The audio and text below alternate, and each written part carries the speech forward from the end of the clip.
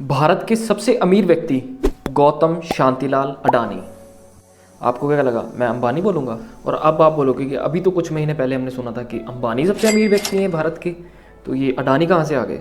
और अगर आए भी हैं तो मतलब क्या क्या बिजनेस करते हैं ये हमें तो कुछ पता नहीं। जैसे अंबानी के बारे में तो हमें पता था कि जियो ने पूरे इंडिया में धूम मचा रखी है, हर घर जियो है, हर बंदे के पास जियो की सिम है, तो उनका तो ऑब्वियसली समझ में आता है। लेकिन अडानी का क्या? इनके ऊपर मोदी जी का हाथ है? क्या इन्होंने स्टॉक मार्केट में मैनिपुलेशन की है, या क्या इन्होंने कोई बड़ा घोटाला किया है? इन सारे सवालों के उत्तर आपको मिलेंगे इन्हीं वीडियो में, क्योंकि आप ऑब्वियसली आपके दिमाग में सवाल होगा कि भाई इतनी जल्दी बंदा कैसे अमीर बन सकता है। 2020 की बात करें तो इनकी पूरी वैल्यूएशन थी वो थी 4.9 बिलियन के आसपास, और आज की डेट में आप बात करेंगे तो 100 बिलियन से ऊपर इनकी वैल्यूएशन है टोटल। भाई इतना गैप, मतलब 100 बिलियन का अंतर बीच में 2 सालों में। कौन सा बिजनेस करते हैं भाई ये?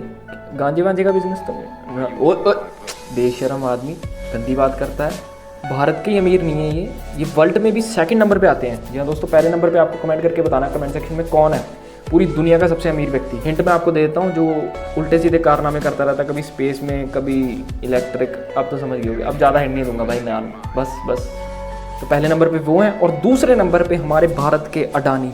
देखो यार, गर्व तो हमें होना चाहिए कहीं ना कहीं कि हमारे भारत का व्यक्ति पूरे वर्ल्ड में दूसरे नंबर पे सबसे ज़्यादा अमीर है। आज बात करेंगे इनके सारे बिजनेसेस के बारे में, क्या धंधा करते हैं, क्या काम करते हैं, इनकी पूरी स्टोरी के बारे में। आप बने रहे वीडियो में और चैनल को सब्सक्राइब जरूर कर लें, क्योंकि हम रोज़ एक वीडियो डाल के, अब हमने 2 वीडियो डालना शुरू कर दिया, सुबह शाम 2 वीडियो डाल के आपकी रोज़ 2% नॉलेज बढ़ाने की कोशिश करते हैं। और इस वीडियो को शेयर जरूर कर देना जिस तक ये पहुंचनी चाहिए, अपने माता पिता, अपने भाई बहन, अपनी गर्लफ्रेंड। और फिर गलत बात कर रहा ना तो चलिए शुरू करते हैं। अब इनकी स्टोरी बहुत ज़्यादा इंपॉर्टेंट हमारे लिए इसलिए क्योंकि ये भी एक टाइम पे हमारी तरह एक आम व्यक्ति थे। जी हाँ दोस्तों, इनके पिता कोई बड़े बिजनेसमैन नहीं थे, कोई बड़े शाहूकार नहीं थे जिनके पास बहुत सारी दौलत हो।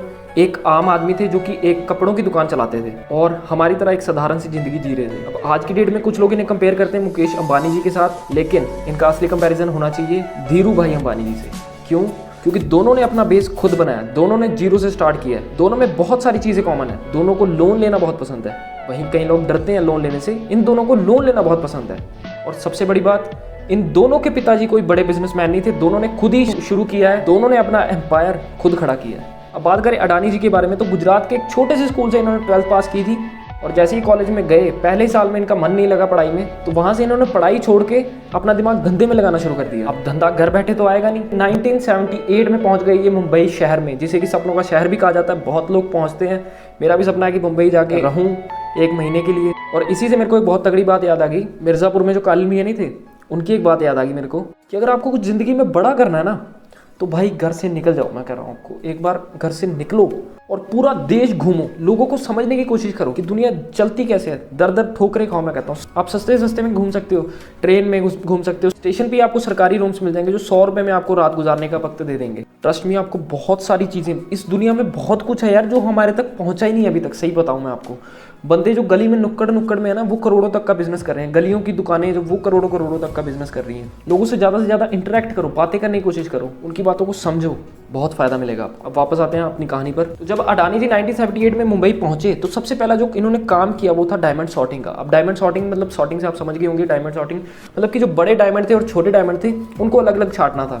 अब आपको एक इंटरेस्टिंग बात बताता हूँ, 1978 में जब ये डायमंड सॉर्टिंग का काम सीख रहे थे तब धीरू भाई अंबानी जी की रिलायंस जो कंपनी थी उसके शेयर लिस्ट हुए थे पहली बार मार्केट में। और आज की डेट में आप देख सकते हो कि अडानी कहाँ पे है और रिलायंस कहाँ पे है। अब 1981 में गौतम अडानी के भाई ने एक प्लास्टिक की फैक्ट्री शुरू की थी और उनको मदद की जरूरत थी, मतलब वो अकेले नहीं संभाल पा रहे थे, तो उन्होंने अपने छोटे भाई गौतम अडानी को बुलाया कि भाई मेरी धंधे में मदद करवाओ। तो जब ये 1981 में अपने बड़े भाई की मदद करने पहुंचे फैक्ट्री में, तब इन्हें समझ में आया कि यार प्लास्टिक की बहुत कमी है, पीवीसी मटेरियल की डिमांड बहुत हाई है मार्केट में, लेकिन इतना प्रोड्यूस नहीं हो पा रहा है। और जो उस टाइम पे इंडिया की सबसे बड़ी कंपनी थी वो भी ये प्रोवाइड नहीं कर पा रही थी, मतलब 20 टन का पीवीसी चाहिए था और वो भी जो इंडिया की सबसे बड़ी कंपनी थी वो भी प्रोवाइड नहीं कर पा रही थी।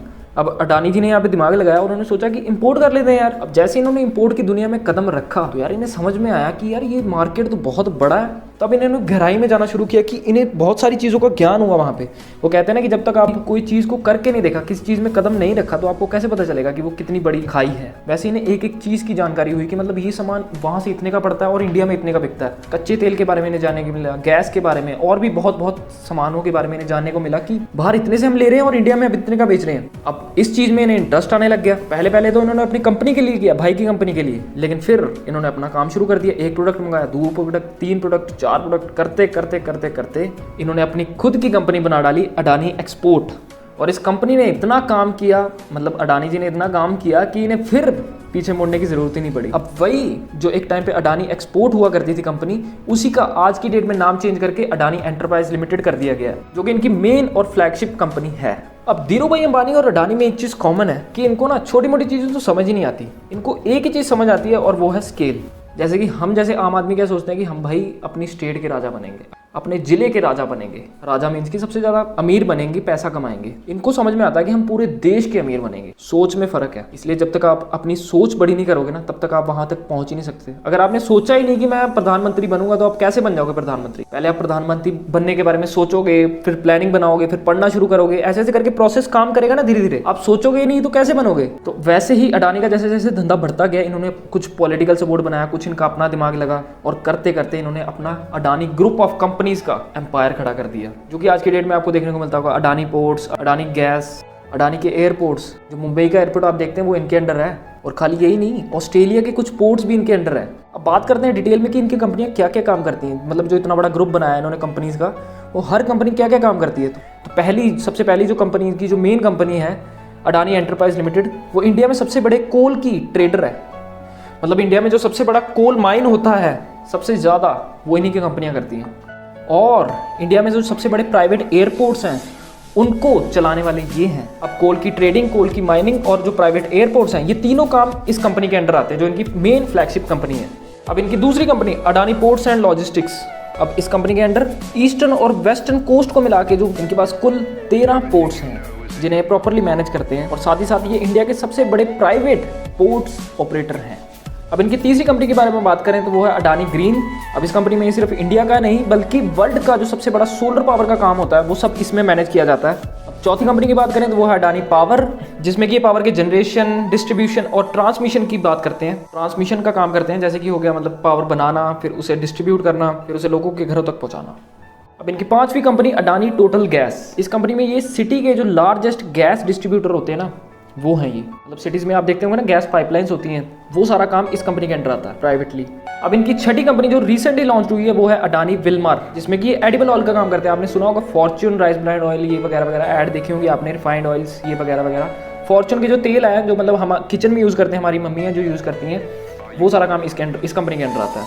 अब ये सब सुन के आपको पता चल गया होगा कि ये जो भी काम करते हैं सबसे बड़ा करते हैं। 2-3 कंपनियां तो इनकी ऐसी हैं कि मतलब जो वर्ल्ड में भी फेमस है, और इंडिया में तो हालांकि ये है ही, कर ही रहे हैं, मतलब कि इंडिया का सबसे बड़ा जो भी करते हैं वो सबसे बड़ा। अब इतना कुछ करने के बाद भी ये रुके नहीं है, और इनका मानना ये है कि मतलब अगर आप हर सेक्टर में घुस जाओगे ना, तो मतलब एक सेक्टर अगर लॉस भी कर रहा है ना, तो वो कवर अप हो जाएगा वो बाकियों से। इसलिए अब इनकी नज़रें रियल इस्टेट पे भी हैं और साथ ही साथ डिफेंस पे भी हैं। ये बस मौका ढूंढ रहे हैं भाई, जिस भी इंडस्ट्री में हम कूद जाएंगे और उस इंडस्ट्री के बादशाह बन जाएंगे। अब ये सब तो बातें होगी इनकी कंपनियों के बारे में, इनके बारे में। अब बात करते हैं कि भाई पिछले 2 सालों में ऐसा क्या कर दिया इन्होंने कि मतलब इतनी ग्रोथ अचानक से। अब 18 मार्च 2020 की बात करें तो इनकी नेटवर्थ जो टोटल वो थी 4.9 बिलियन, और आज की डेट में 125 बिलियन। इतना बड़ा अंतर। अब ऐसा इसीलिए हुआ क्योंकि जो इनके शेयर्स हैं सारी कंपनियों के, जो अब मैंने अभी आपको बताई सारी कंपनियों के नाम, इन सबके जो शेयर लिस्टेड हैं स्टॉक मार्केट में, उनकी शेयर की प्राइस बहुत अचानक से बढ़ गई, सभी शेयरों की। एग्जाम्पल लेके बात करें तो इनकी एक जो टोटल गैस वाली कंपनी है अडानी की, 24 मार्च 2020 को उसका प्राइस था, एक शेयर का प्राइस था 82 रुपीज़, जो कि आज के डेट में 2575 रुपये, 2575। अब आप ये सोच रहे होते हैं कि अगर मैंने उस टाइम पे इन्वेस्ट किया होता तो आज मैं कहाँ होता। ये सब बोलने की बातें होती हैं मेरे भाई।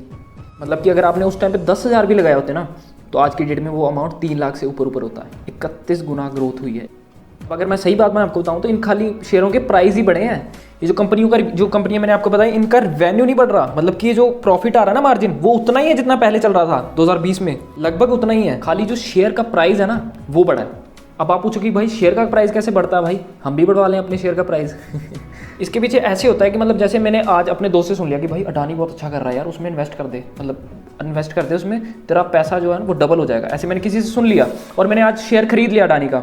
तो ऐसी मतलब ऐसे बोल बोल के उसने कितने लोगों को शेयर करवा दिया, और मतलब ऐसे पूरी दुनिया में हो गया ना, अगर इंडिया में, कि दुनिया वालों को लगने लगे कि भाई अडानी बहुत अच्छा कर रहा है, बल्कि उसकी इनकम उतनी चल रही है, ग्रोथ उतनी हो रही है, मतलब रिवेन्यू उतना ही चल रहा है, लेकिन हमें लगने लग गया और हमने एक साथ से मतलब बहुत लोगों ने शेयर खरीद लिए उसके।